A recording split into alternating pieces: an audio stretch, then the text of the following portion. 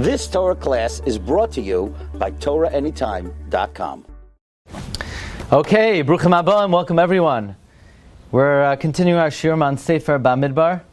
The Shiurim on Bamidbar are generously sponsored by our good friend Dr. Zakheim Umishpachta Le'iloi Nishmas Rav Shlomo Eliezer ben Rabbi Yaakov Zakheim and Le'iloi Nishmas Dr. Zakheim's mother Rivka Bas Tuvia Levi B'Gan Eden Tehimenu Chasam. They should be Melitza Yisham for their whole family. Abiyas Goel Tzedek.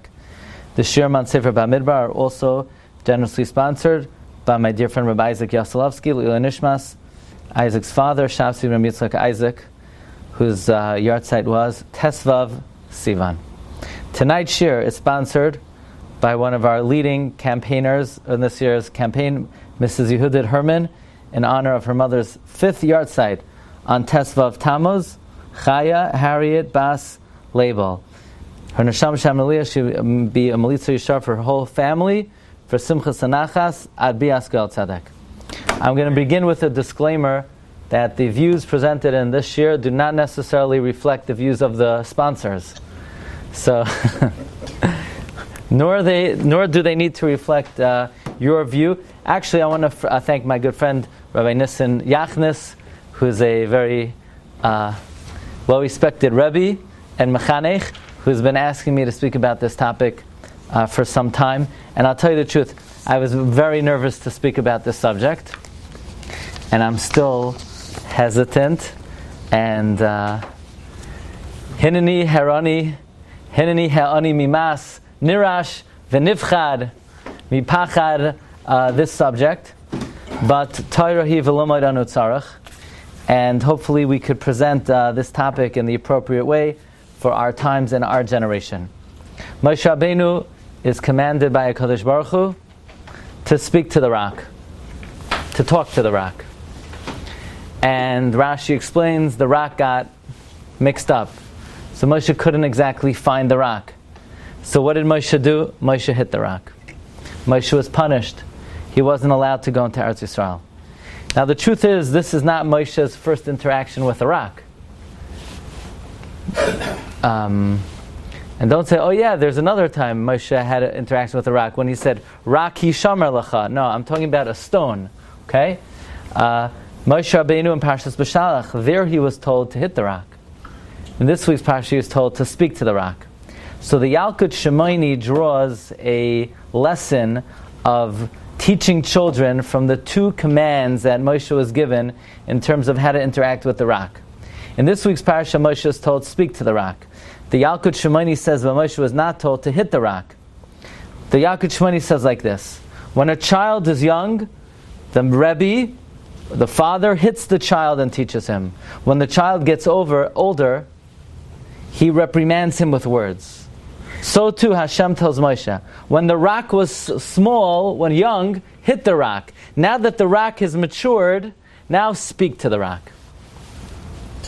So the Medrash seems to be drawing an analogy of how to deal with children from how Moshe Rabbeinu was commanded to deal with the rock. When the rock was small, when the rock was young, you hit the rock. When the rock grows older, then you talk to the rock. Children also, when the child is young, a poor petch, as they say. You know, a few slaps, the Medrash is saying. When the child is older, then you speak to the child. Now I'm going to give a number of disclaimers. The first disclaimer is, for all you out there who enjoy taking clips of my hour shiur and like playing 30 seconds or 1 minute, I don't mind by any shiur, but not this shiur. This shiur, you can only, no clips, no clipping my shiur this year. Okay? You need to hear the entire thing. Furthermore, you're going to write emails, messages. I don't want to hear any messages until you hear all the shiurim we gave so far in chinuch. Means we gave 30 different ingredients in chinuch. We did 10 commandments of chinuch, part 1, 2, 3, plus the 5 things you need to emphasize. Once you've mastered that, I welcome all questions, comments, and challenges. But please appreciate what we're learning tonight in the context of everything we've learned so far. So the Medrash does seem to be saying there's a time to reprimand with physical force, and there's a time to reprimand with words. In fact, Shlomo HaMelech, the wisest of all men, famously says, Choisech shivtai soinei benai. You know what that means? Spare the rod, hate the child. You ever hear that expression? Spare the rod, hate the child. Va'oy avoy shichrei musar. Love the child, rebuke the child. If you don't have if you hate your child, you're going to spare the rod. You're not going to enforce rebuke. You're not going to physically rebuke. Furthermore, in Mishlei Parak Chav Gimel, Pasuk Yud Gimel, Shlomo HaMelech says, Al timna minar musar. Do not refrain from rebuking the child. Ki sakenu b'shevet. If you hit him with a stick, what's going to happen already? Lo yamos, he's not going to die. Again, that's what Shlomo HaMelech says. Now, this is not something you're going to broadcast in the 21st century. That's why it's just between me and you, right? But and whoever, maybe a few people who are listening, right? But these are the words of Shlomo HaMelech. Again, don't cut in. You have to listen to everything we're saying tonight. Don't take anything out of context. Furthermore, Shlomo HaMelech says, "Shevet v'soichachas yitein chachma." The rod, rebuke, instills wisdom. V'nar meshulach, but a lad that is self-indulgent, mevish imai, he embarrasses the mother. A self-indulgent child embarrasses the mother. Why not the father? So there's an interesting idea that when a child misbehaves, the mother is the one who takes it to heart. When the child does well, the father is the one who takes the pride. That's the human psychology. That Medrash brings us in a number of places. So basically, Shlomo HaMelech is saying that even though at first glance, you would think, if you love the child, you buy the kid chewing gum, jelly beans, taffy. And if you hate the child, so then you make sure the child goes to sleep on time and eats a lot of celery and brushes his teeth. But Shlomo HaMelech is saying, no, it's not like that. If you spare the rod and you don't rebuke the child, that means you hate the child. Nobody hates their child. It means you don't really love the child. You don't really want to do what's in the best interest of the child. And frighteningly, the Shemos Rabbah records from the beginning of time, great people, the greatest tzaddikim and giants who ever lived, and nevertheless, because they didn't rebuke their children with enough force, there were terrible repercussions. And the Medrash gives a number of examples. Okay, so now if you're a guy who likes to listen to like 5 or 10 minute Shiurim, please turn off the Shiur right now. Do not listen to the Shiur, because you can't listen to the Shiur unless you're going to hear the whole thing. Okay, unless you're going to stay till the end. If your attention span is like 6.5 minutes, I'll send you a few 6.5 minute clips, and that will be good for you. This is not the Shiur for you. But anyway, the Medrash says on the pasuk Choisech Shivtai Sani B'nai, spare the rod, hate the child, that there was a man by the name of Avraham Avinu, and Avraham Avinu had a child. His first child was Yishmael, and Yishmael, was daddy's kid. Yishmael had gaguim for his father. Avraham Avinu really treated Yishmael with great affection and great love. But because Avraham did not reprimand Yishmael, Yishmael left the straight and the narrow. And in the end, Avraham ended up hating him, and he had to throw him out of the house. What had happened to Yishmael? He became an idolater. So says the Medrash, you know what it means? If you hate your child, you don't reprimand him? Case in point, Avraham Avinu. Avraham Avinu didn't reprimand Yishmael. Yishmael ended up rebelling, and Avraham ended up hating him. The Medrash continues, Yitzchak Avinu loved Esav. That's why Esav went off the path. That's why Esav left the observance of Torah mitzvahs. And he became so wicked that he lived with an Nar Murasa, and he became a murderer, and he was kafir b'tchias hamesim, and he was kafir b'ikr. Why? Because Yitzchak did not rebuke him. Yitzchak never gave him physical rebuke. So Esav became a wicked person. And who did he team up with? The last guy who wasn't rebuked by his father. Who's that? Yishmael. So, Esav found in Yishmael a kindred soul, another child whose father bought him a lot of chewing gum, but never set him on the right path. Furthermore, the Medrash says that David HaMelech never reprimanded Avshalom. And therefore Avshalom went letarbas ra, and Avshalom came close to killing his father, and Avshalom lived with his father's concubines, and because of Avshalom, tens of thousands of Jews died. Why? Because it was the philosophy of David HaMelech, just love him. And what happened? He had a kid who became a misfit and tried to kill him and violated his wives. However, says the Medrash, someone who rebukes their child, he increases love for him. What did Yitzchak do to Yaakov? Yitzchak reprimanded Yaakov. Yitzchak told Yaakov, get to the Beis Medrash. Make sure you're doing the right thing. And therefore, the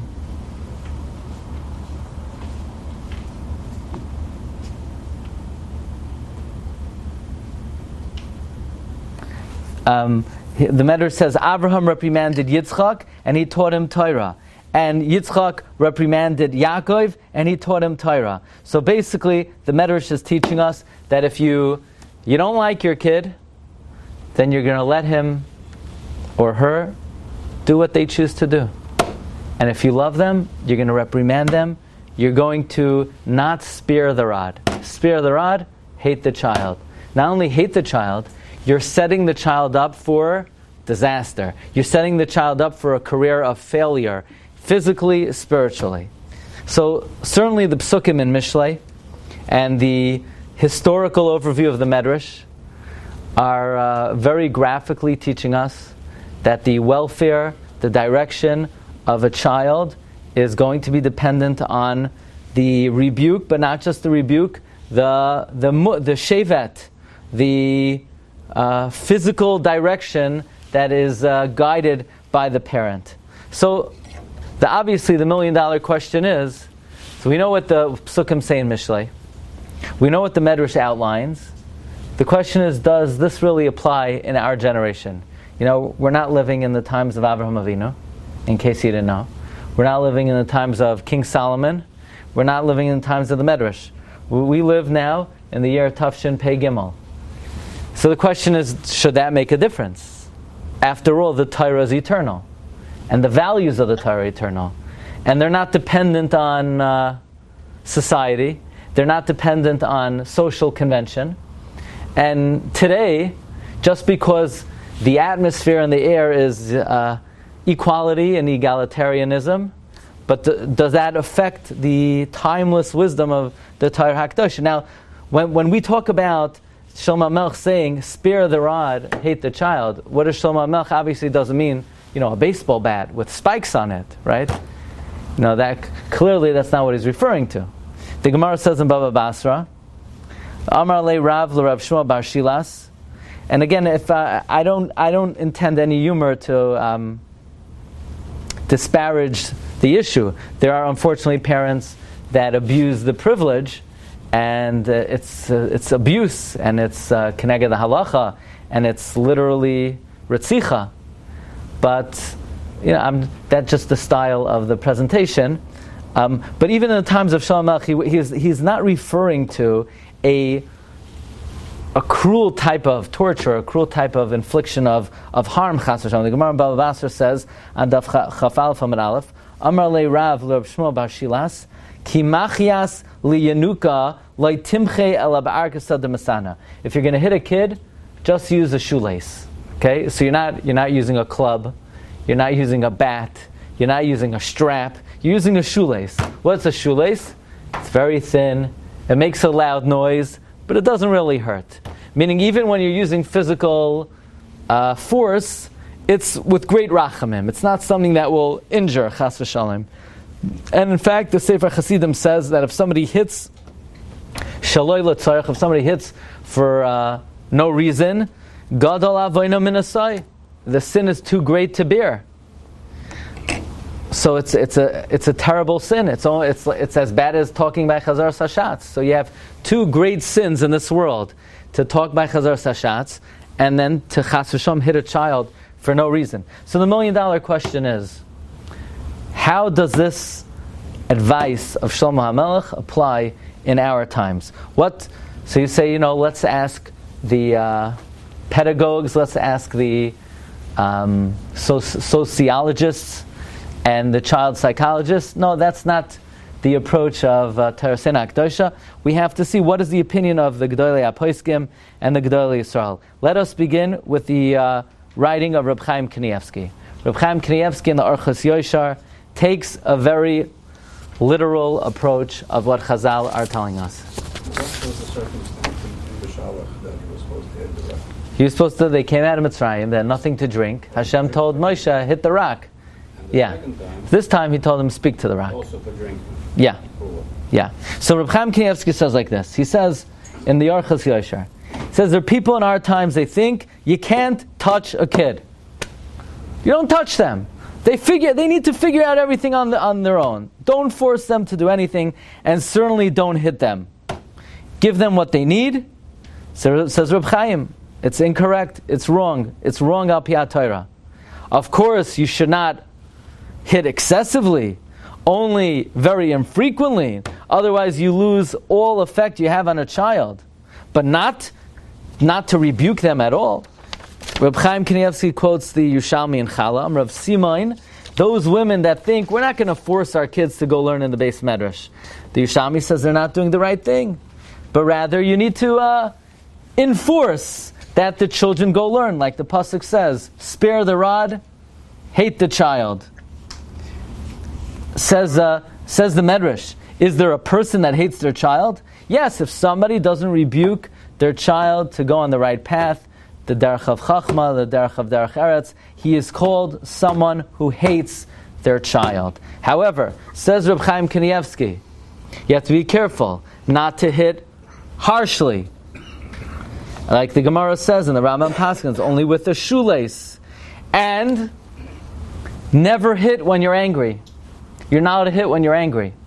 If you're angry, you're not allowed to hit. Because you're not going to get any benefit. All your child's going to learn. You know what? You're going to teach your child a very valuable lesson. The lesson is that when you're angry, take out your anger physically on people smaller than you. You know, that's the only lesson you're going to impart if you hit when you're angry. And Rabbi? Yeah, yes. I'm sorry, one small thing is a psychiatrist. The key parts to emphasize to a child, if you're trying to see it the right way, saying they're better than that. They're just saying what they can be is not where they're at right now. Okay. And it being like hitting a physical. Okay, let's right now we're dealing with the literal guidance of Shlomo HaMelech and the Gemara. So again, Reb Chaim says not to do so at a time of anger, not to do so at a time of frustration, but Reb Chaim Kanievsky quotes a Chazon Ish that one of the greatest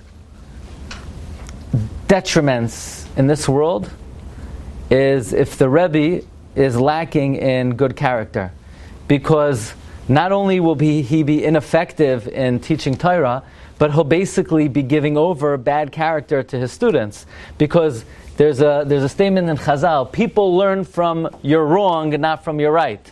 So the worst thing in this world is a Rebbe with bad character. But the bottom line is, Reb Chaim Kanievsky writes very clearly that despite the fact that we're living 2,000 years after the Beis Hamikdash was destroyed, and we're 3,300 years from the day the Torah was given on Har Sinai, and times are changed, and children feel like they're entitled, nevertheless, Chazal are Chazal, the pasuk is the pasuk, Chaysech Shivtai Sinai Benai.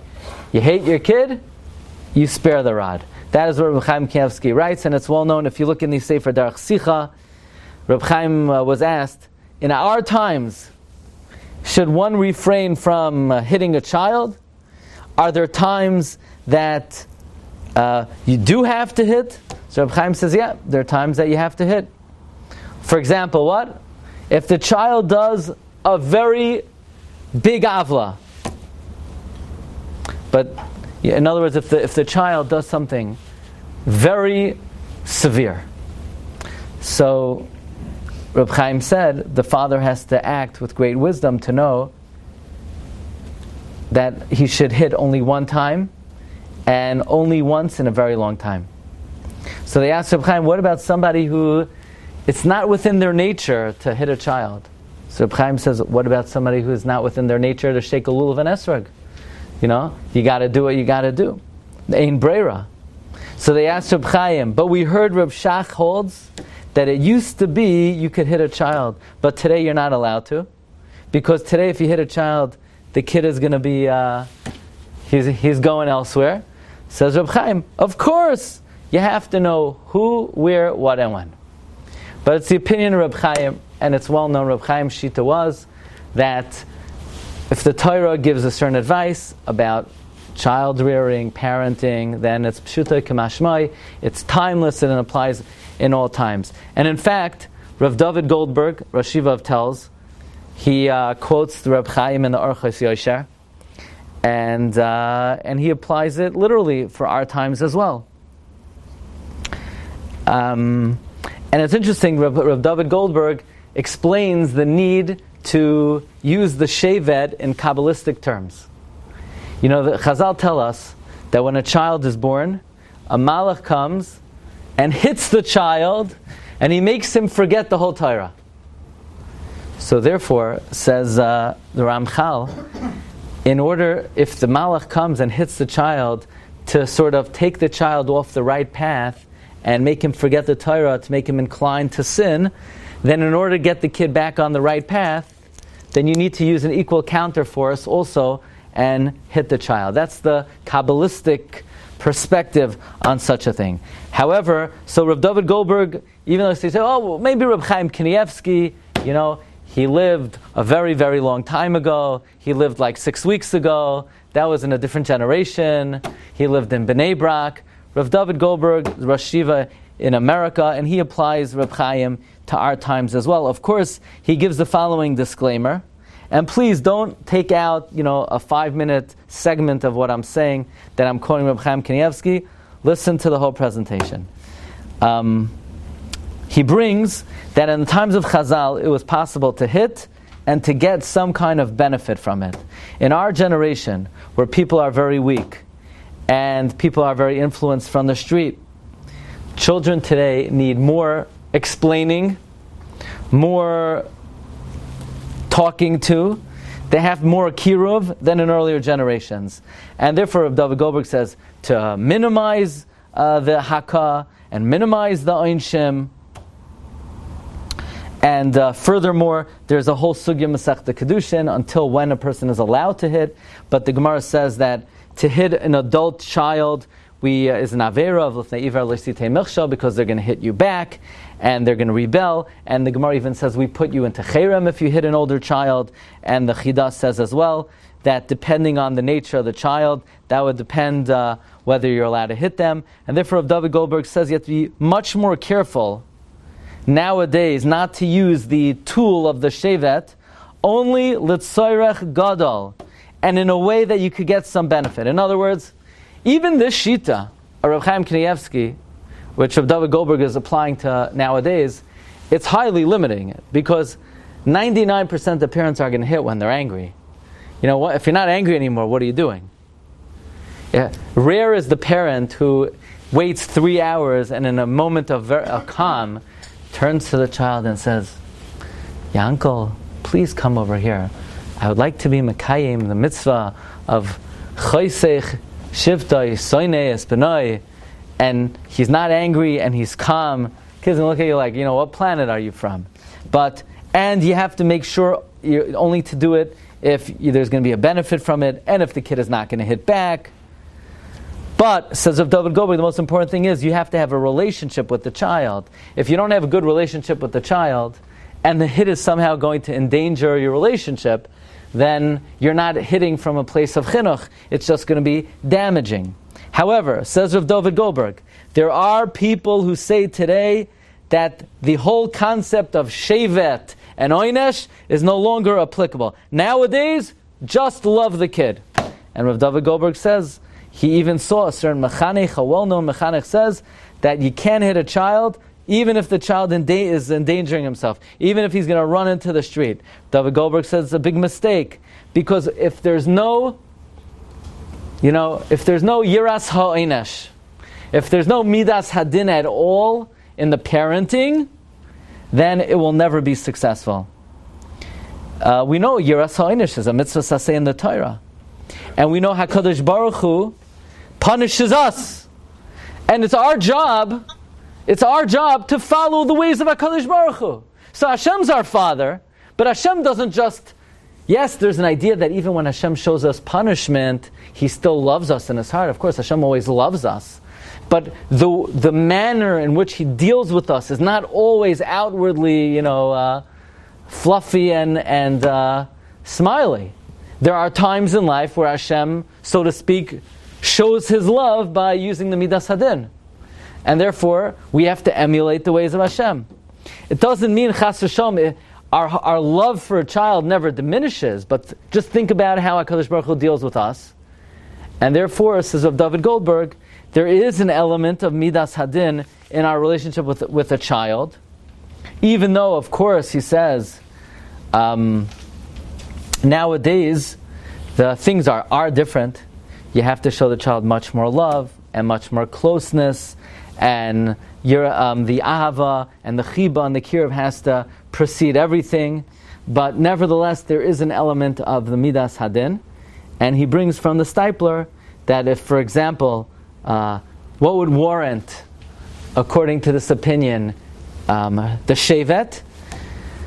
So, for example, if the child does something really grave, really with great achzarias, or if the child lied, that would be, in this opinion, that would warrant this type of approach. Again, it can't be at a time of anger. You can't, chas v'shalom, hurt the child. It has to be only if your relationship with the child is rock solid and the child knows you're doing it out of love. But when all these criteria are met, there is you can't say that there is no viewpoint today that it's totally off limits. This is the view of Reb Chaim Kanievsky, and Rav David Goldberg endorses this view. By the way, Michta Me'Eliyahu also subscribes to this, as did Harav Avigdor Miller, Zecher Tzaddik Livracha. But it's well known that Reb Shlomo Wolbe, who is a great expert in the field of chinuch, had a little bit of had a different viewpoint on this. Reb Shlomo Wolbe wrote a sefer Zrio Binyan B'Chinuch, and he talks about the parent who is very caught up in this big mitzvah of Choysech Shivta Yisayne B'nai, spare the rod, hate the child. And Reb Wolbe quotes a pasuk in Zechariah. If you look on your sheet in number 13, Zechariah talks about him taking two rods. One is called the rod of pleasantness, and one is the rod of physical harm. And Rav Wolbe says from here we see that when Chazal talk about the rod doesn't necessarily mean the rod of brute force. It doesn't necessarily mean the rod of a hit or a patch. There is a rod of pleasantness as well. In other words, if you see a child and the child is acting improper and you say, you could do so much better than that. You're above that. Why are you stooping down to that? You know how great you could be? Why would you want to spoil that? So that's a different type of rod. That's the rod of encouragement, but it's still a rod. In other words, to say nothing, you're sparing the rod. But you could utilize a rod of sweetness, a rod of pleasantness. And Rav Wolbe emphasizes people don't realize how much harm they inflict when they hit a child. Rabbi Elia Lapian would always say, with children, only the good path. Only the good path. And Rabbi Elia Lapian, when he got older, he said he regretted every single time he hit his child. Rabbi Elia Lapian, when he got older, and he raised 11 children, many of them were great Rosh Yeshiva. And what did they do already that he hit them? But later on in life, Rabbi Elia Lapian said he regretted every patch that he gave his children. Rav Wolbe quotes the Medrash Rabbah that says that every blade of grass has an angel standing over it. And Shekal Esav ve'Esav yesh lo mazal hamakeu. Every blade of grass has an angel that hits it. Va'amar lo gadel. Says Rav Wolbe, what do you think? There's an angel with wings flapping over every blade of grass with a club with spikes in it, hitting the grass. Grow, grow, grow. it's unusual for grass to grow when it's being smacked. You take a bat and start hitting a blade of grass, it's not going to grow that much. So what do we see from here? That the word shevet doesn't necessarily mean stick. Shevet means a tool used to engender growth. That's what the word shevet means. Shevet doesn't mean a stick. Shevet means a tool used to engender growth. That's called a hit in the eyes of Chazal. Meaning when Chazal say you need to hit, hit means you need to do something to engender growth. But it doesn't mean you take a bat or a hand, chas v'shalom. So when Chazal say spare the rod, hate the child, the rod means spare utilizing a method to engender growth in your child. But the rod doesn't mean a physical rod. Plus, says Reb Volba, we know Chazal say if you're not to hit a kid who's going to hit you back. You know, a kid, man, you're going to hit a 17-year-old kid. He's stronger than you. Some kids, they're 10 years old, they're stronger than the parent. So obviously you can't hit an older child. If he's going to hit you back, you're over l'fnei ivar. Says Reb Volba, what about a 3-year-old that you see when you hit them, they would punch you out if they could, but they can't even reach your waist. You see, they're raising their hand, but they're afraid to do it, but you see they're revving up to do it. So says Reb Volba, just like you're not allowed to hit a child who's gonna hit you back, you're not allowed to hit a child who you see in them, they're attempting to defend themselves. In other words, if you see in the gesticulation of the child, in the body language of the child, that they're saying, how dare you do that to me? If I was your size, I'd beat the living daylights out of you. Then you're not allowed to do it. If it's engendering any merida, any rebellion in the child, that's where Chazal say you're not allowed to hit, because you're causing the child to do an avera. It's not just if he's going to do the avera. If you see he wants to do the avera, that's also you can't do. And then Rav Volba says that there's actually something just as bad as hitting, if not worse, and that is screaming at a child. By the way, just as an aside, I'm not here to tell you any psychology. I'm here to teach you Torah, to learn Torah with you. But child psychologists say you're better off hitting the kid than screaming at them. But that's, I'm not here. You could do your own research. But screaming at a child is actually more damaging than hitting the child.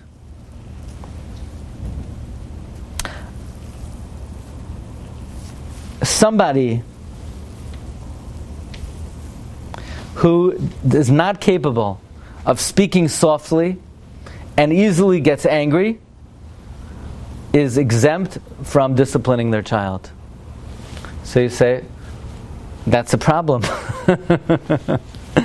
That's a problem. Reb Chaim Volozhiner writes, an Adam Kasan cannot be moichech. The only thing is, a father is a father is a father. So a person has to be able to learn how to communicate with a child without frustration, without anger, and without physical force. This is the opinion of Rav Volba. Now, if you read his whole essay, it seems like there may be occasions where it's permitted, if the child is doing something dangerous or something egregious, and if you do it in a calm manner and in a manner that doesn't hurt. But the upshot is that hitting is not part of the great occupation of teaching children. Okay. By the way, I'm not talking about a rebbe to a child. Rebbe Yashiv, Reb Chaim Pinchas Steinberg already paskined a rebbe can no longer hit a child. I believe it is illegal in some states.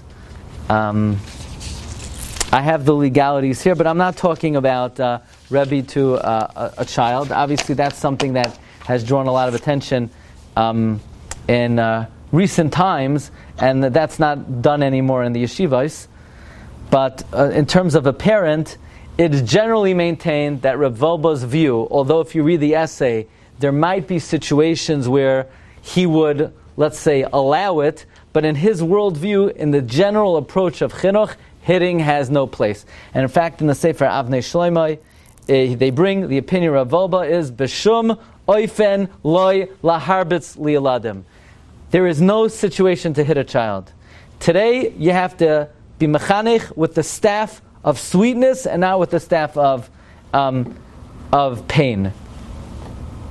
The era today is an era of freedom, of equality. And you see, we see openly, experience shows us that you hit a child today, you could be 15 years old, he starts crying. Back in the day, they were tougher. They were made of different material. Nowadays, Americans are made out of marshmallows. You go anywhere near them, they can't handle it anymore. And therefore, he brings, Rabbi Eli Yaplian regretted any time he hurt his child. And then they bring a story that the Rav Wolbe once said to his Talmidim, you see that student over there? His father took the broom and bashed it over his head. And Rav Wolbe said, and if you want to know what I think we should take the broom and bash it over the father's head. Okay, so in fact, Rav Moshe Feinstein in the Masaras Moshe, if you look at number 18, Rav Moshe talks about parents who hit little children. Rav Moshe writes that a parent who hits a little child is clinically ill. Is not only that, but people would come to Rav Moshe for, I don't want to get into too many details, for heterim in certain areas of family planning, which Rav Moshe would perhaps be lenient if he saw there was any illness in the parent. If Rav Moshe knew the parent hit the child, in Rav Moshe's mind, the parents were clinically ill, and he would be lenient with them with family planning. So that's how Rav Moshe looked at it. So again, there are two opinions over here. Reb Chaim Kanievsky, he has a more literal understanding of what Chazal say. Again, even in the world of Reb Chaim, what are you doing already?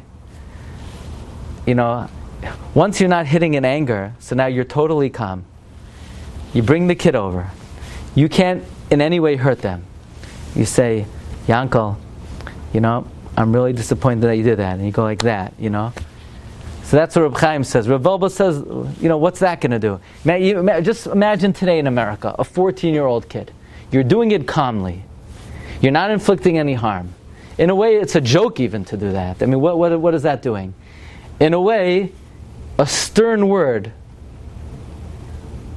could be much more penetrating than some kind of, lightweight tap that you're going to give the child in a moment of if you say to a child,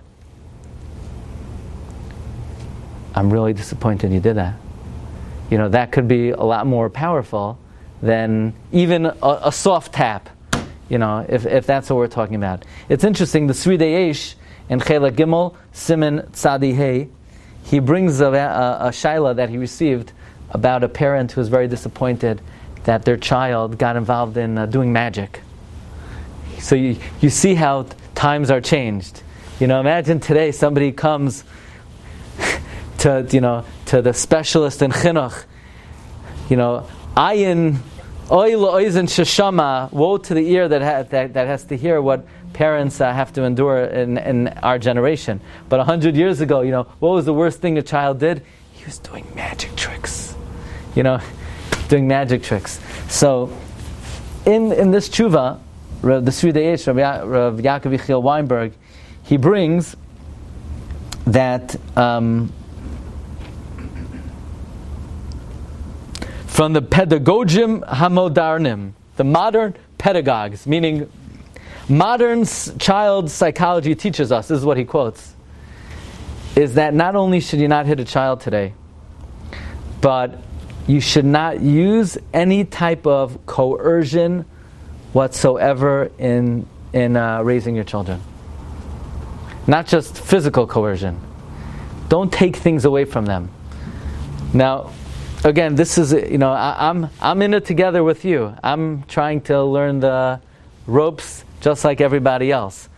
But he says not to use any type of coercion, because the way psychology works is, any time you use any type of coercion to attain what the parent wants, in today's day and age, with the winds in the air of equality, any type of pressure will create greater stubbornness. So the more you pressure the kid, no, I don't let you do this, I'm going to take it away, and you take it away, then they want it more. So the Sudesh does not recommend the parent take away the kid's magic tricks. He says distract them. The kid was learning well, maybe send them to a different yeshiva, different group of friends, different environment, but he's not a proponent of any type of coercion, forget about physical, but any type of kafia or bitzua ratzain b'kayach. Rabbi Ovadia Yosef writes, similar to Reb Chaim Kanievsky, a person is permitted to hit a soft hit to their young child, to mechanech them, not when you're angry, not more than necessary, and not with any kind of instrument, and not in a mean way, in a way that doesn't inflict any hurt or harm. And if you're an angry kind of guy, a good eitzah is wait an hour or two. Usually after that, the person has absolutely no interest in doing it at that point. But that's what Rabbi Vardia says. He says better to speak to the kids softly, praise whatever good midah they have, and a child less than 5, you're not allowed to hit at all, for anything. And if you hit them, you're a sinner.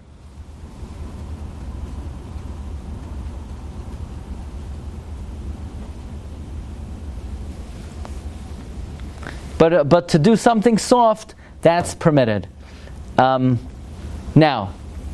Rabbi Vadia says, what's an example of an egregious act that a child could do that might warrant this soft hit? If they're in shul and they're making noise, that is the example of the egregious crime the child might be doing. What was it? If they're in shul making noise, the father is allowed to, snap at the kid, even in the middle of Shema or Shemana Esrei. And if the kid's not getting the lesson, that calls for Makka Raka al Kaf Yadai, soft tap on the hand. And you're not allowed to talk, but to do that, that's permitted. And not only that, Rabbi Vadia says even a different person in the shul is allowed to do that. Now ask your local legislator whether that's within the legalities of your community. But basically, what Rabbi Vadia seems to side with the opinion of Reb Chaim Kanievsky. How about Rav Aaron Leib Steinman? Rav Aaron Leib Steinman says, here's the general rule. The general rule is tolerance and savlanos, you end up getting what you want much more than force. So he's not saying you are allowed to, you're not allowed to. Just a eitzah toiva. You gain more besavlanos than you gain with tekifos. They asked Reb Aaron Leib Steinman, is it possible to be mechanech without hitting? Reb Aaron Leib said, Shlomo HaMelech talks about the value of the shevet. But says Reb Aaron Leib, when Shlomo HaMelech talks about hitting, he means one patch, and that's it. For how long? A very, very long time. How long is that? Maybe a couple of years. So when you talk about someone who spears the rod hates the child, we're talking about, okay, don't spear the rod, but even that rod is once in a very long time. They asked Rabbi Aaron Leib's children that how their father dealt with them, and Rav Moshe Steinman said, a actual hit was very rare, and only if we did something really bad. Like what? If we were fighting. How sparsely spaced were the hits? It sounds like a couple of years apart. If you need an app on your phone to have a notification when the time is up, the last time was 4.5 years ago. Maybe, some people they could, when they check their mezuzahs every 7 years. But again, we're talking about, I don't mean to disparage it, heaven forbid to do so in a way that inflicts any harm, physical, emotional. It's more of a statement, but it almost seems once, you see, we're taking the whole force out of it. It's almost ridiculous, almost pointless. Not at a time of anger, not in a way that hurts, not in a way that is frightening, not in a way that causes emotional distress. So then in such a situation, not a little young child who can't even understand what you're doing. So at that point, I think it's most people understand instinctively that, a stern word is probably more an effective shevet than the actual physical hit. I just want to end off by understanding philosophically, al pi Torasenu Hakdosha, how could it be that here on the one hand, Shlomo HaMelech says, spare the rod, hate the child. The Mishlei is full of the importance of not just giving in to everything a child wants, and the importance of actually using some kind of shevet. And now we're saying, in our generation, things are different. You really shouldn't be hitting. I mean, we can't really apply that to other mitzvahs. We don't apply that chas v'shalom to any other mitzvah. I mean, it sounds very liberal to say, well, when it comes to chinuch habanim, we have to do things differently today. Is the message of the Torah different? The answer is the message of the Torah is not different, and nothing changed. The Torah value didn't change. But we have to understand clearly what was the purpose of hitting a child that the Gemara talks about, that the Pasuk talks about. Because you could ask a question. This is the question of the Minchas Yitzchak. The Minchas Yitzchak, Rav Nissen Karelitz also asked this question. Here, you ready for this question? Question is that Chazal tell us that somebody who hits another Jew is over a loisase of loisoisif, right? If Bezdin hits excessively, they're over a lav. So how could you hit a child? It's a lav in the Torah to hit a child. Oh, you'll say you're allowed to hit the child for chinuch. Oh, you could hit him for chinuch. That means you're hitting him to train him. That means you better make sure that this is a hit of training the child to stay on the straight and narrow. Because if there's any anger at all mixed into it, or if you're doing it out of your own frustration, or you're doing it because you're just, you've had it, so then this is not a hit of chinuch, it's a hit of anger. It's just taking out, you're lashing out. So then you're back to the lav. It's not like there's a gzeres hakasav in the Torah that you have to go and hit the child. Chas v'shalom, no. You have to be mechanich the child. So you have to make sure, number one, that this is a hit of chinuch, and number two, the Sefer Hasidim writes in number 17 in Ois 9:19, Tav Kuf Yates, that a child who doesn't understand why the parent is hitting the child, you can't hit the child. So it's very, very possible in our generation, in your mind, what you're trying to instill in the child is very important. But in the child's mind, he doesn't really get what you're doing. If he's not going to understand it, if he's going to be wondering, why is my father doing this to me? Then this is no longer a hit of chinuch. By the way, Rav Nissen Karelitz in the Chut Shani, he struggles with this question. Hitting is a lav, chinuch is only a d'Rabbanan. So how could the d'Rabbanan of chinuch somehow override the lav of hitting a child? So he says that even though, the obligation of a father to give a child a lulav and esrog, that specific obligation is d'Rabbanan, but there is certainly a biblical mandate that the parent has to ensure the child goes on the right path. So hitting falls into that general, let's say, biblical mandate. But if the hitting is in no way a real response of chinuch, and the child doesn't really understand what you're doing, then it reverts back to its original status, and that is, you can't hit another Jew. So, the bottom line is, there seems to be two general viewpoints. You have the viewpoint of Reb Chaim Kanievsky, and Rav David Goldberg, and Rav Ovadia Yosef, that spare the rod, hate the child.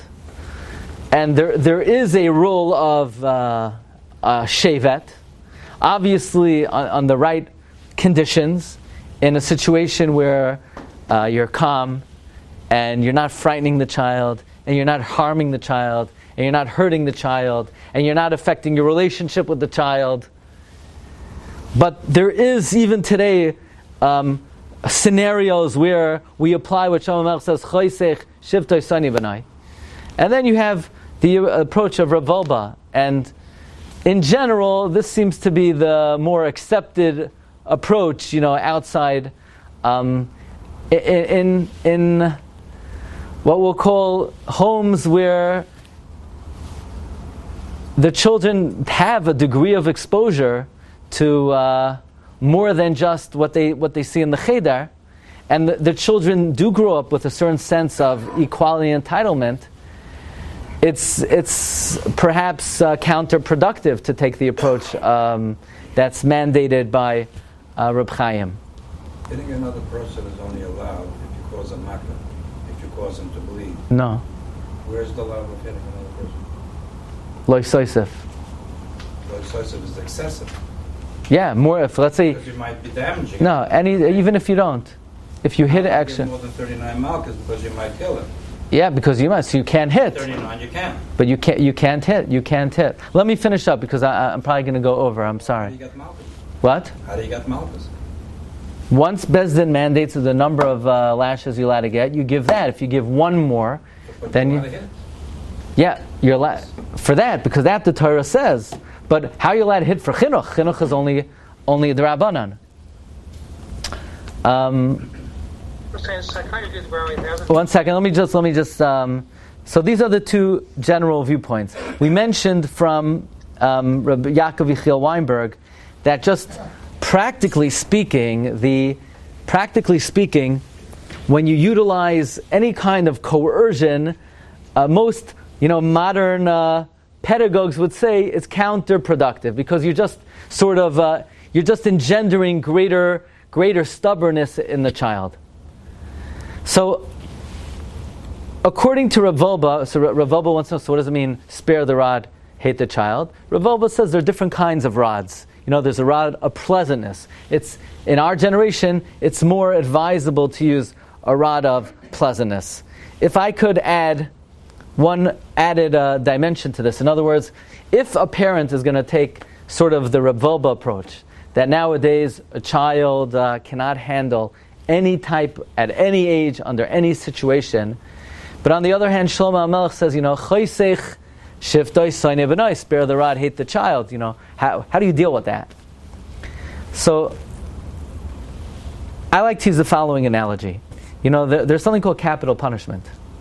There's skila, sreifa, hereg, v'chenek. But that being said, was it used? Was capital punishment used? So we know the Mishnah says in Makos and Av Zayin. Rabbi Eliezer ben Azariah said that a Sanhedrin, the Mishnah brings an opinion, a Sanhedrin that kills once every 7 years is called like a murderous Bezdin.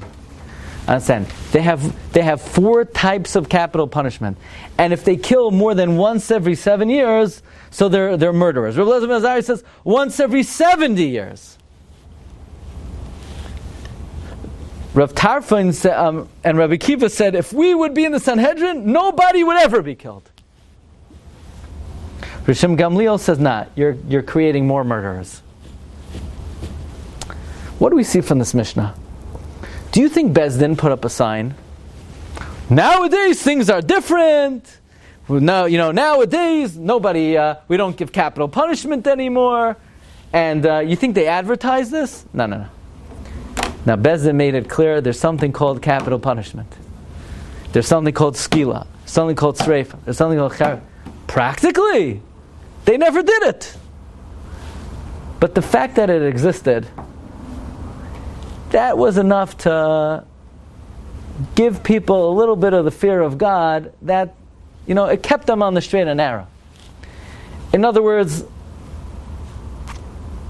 should a parent tell their child, Rav Wolbe says that nowadays you're not allowed to hit a child, Nowadays, we don't ever give a shevet. We don't ever give a mak. Nowadays, we only give compliments.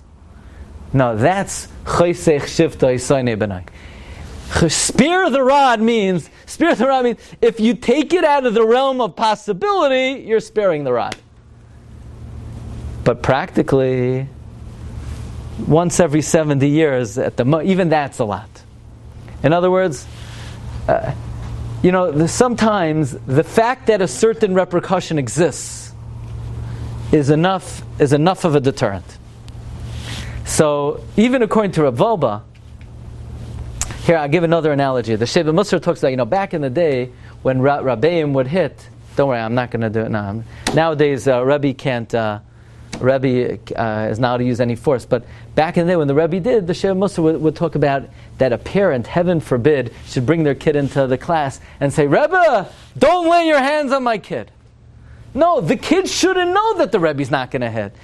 Even if the Rebbe's not going to. Again, that was back in the day when the Rabbeim were all Malachei Hashem Tzavakos, and they only did it, with the right intentions.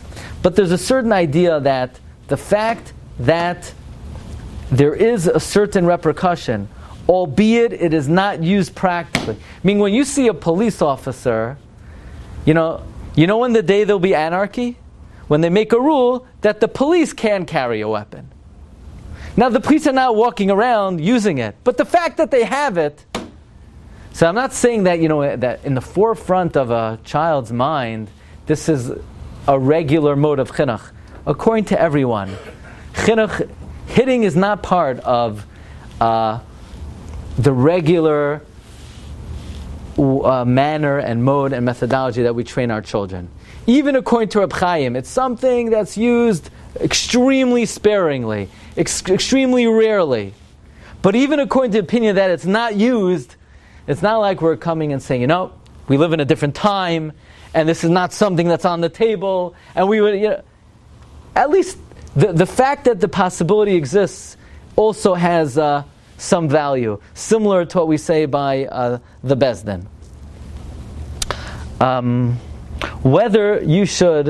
Which approach you should follow, you should discuss with your personal Moira Derech and your Rav and your Mashpia.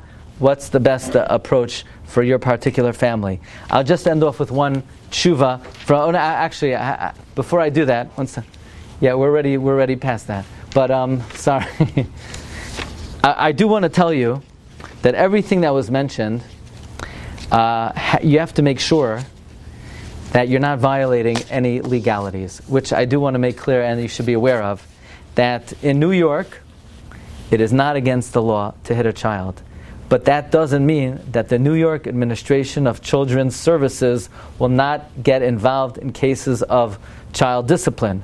Because in other words, even though it's legal, but if the New York Administration of Children's Services gets involved, then they can make the determination that it's abusive behavior.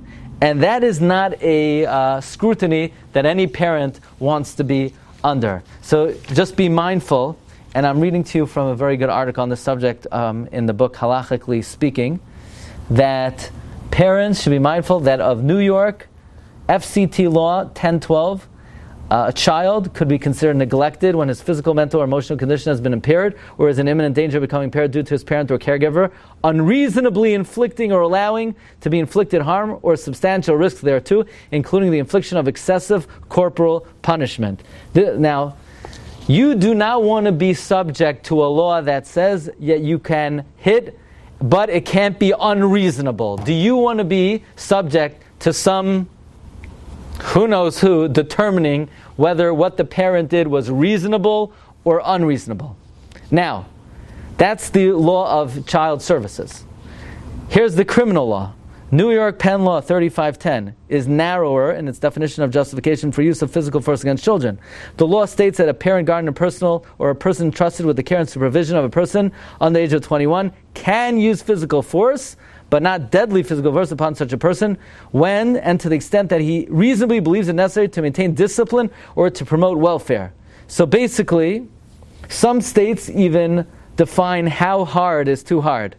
New York doesn't offer such specifics. Basically, The standard for proving child abuse stemming from corporal punishment is much higher in criminal cases than in family court. So in other words, the danger lies more in, you may not be put into jail, but that doesn't mean it won't affect your custody of your children. So that's another thing that's very important to bear in mind. So before you decide which course of action that you're going to use, you have to be very mindful that even though spare the rod, hate the child, but also if you're not going to be in the same house of the child, you also hate your child.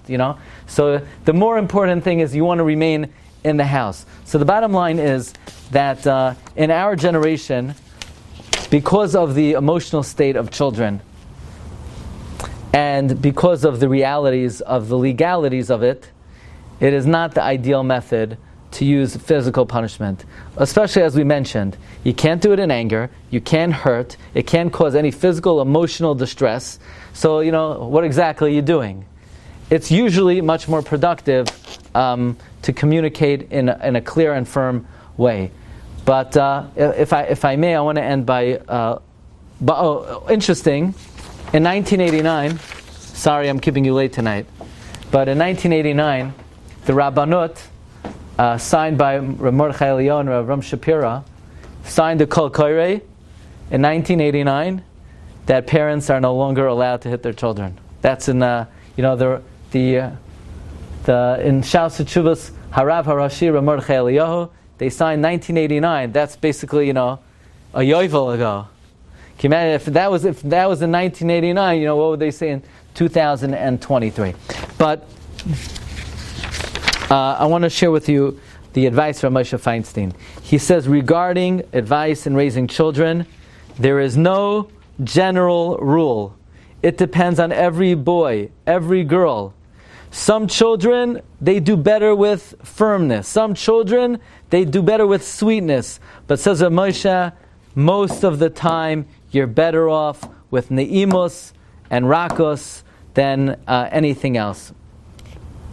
Says Rav Moshe, if when Hashem gave the Torah to Klal Yisrael, He spoke to the women gently, then certainly you have to speak to the children gently. The bottom line is, the reality of our times is that children are not made of the same stuff that they once were.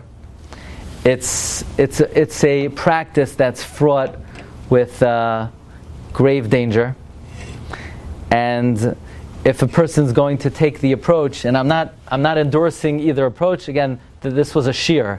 This was not specific parenting advice. If a person's going to take that approach, they have to make sure that they're doing it in a way that ultimately is accomplishing the purpose of chinuch, and that is strengthening the relationship with their child and strengthening ultimately their child's understanding and commitment to the Torah. And with the proper preparation and the proper learning and the proper tefillah, Hashem should guide all of us to guide our children, and we shall be zoicha to banim ufnei banim oiskim v'tarva mitzvos. Okay, thank you very much, everyone. Have a wonderful night. Okay. If we may add one important connection to this week's Parsha, because this whole discussion began based on the comments of the Medrash, who makes an analogy that when the rock was young, Moshe was to hit the rock. When the rock was older, Moshe was supposed to speak to the rock. So I think it's worthwhile that even when it's deemed appropriate, that a person entertains, well, maybe this calls for the shevet or the makkah, a person has to think and make the kal v'chomer from the rock. Because look how drastic the repercussions were when Moshe Rabbeinu was supposed to speak to the rock and instead he hit the rock. And if when you're dealing with a rock and you're supposed to speak to the rock and you hit the rock, look what happened. Moshe Rabbeinu lost going to the promised land. Then all the more so, if you're supposed to be speaking to that child and instead you hit the child, maybe you're going to be preventing your family from reaching the promised land, from accomplishing, from becoming what it's supposed to become. So it's worthwhile to have that imagery in your head, that even the great Moshe Rabbeinu, when he was dealing with perhaps consequences not as great, he was dealing with a rock, not a neshama. And even when you're dealing with a rock, how careful you have to be to speak and not to hit. So even when a person thinks it does warrant the shevet, we always have to think, well, we better be really sure that we're supposed to be hitting and not speaking, because if you're supposed to be speaking to that child, the repercussions could be very great. Thank you very much. Wishing everyone bracha v'atzlacha. You've just experienced another Torah class brought to you by TorahAnytime.com.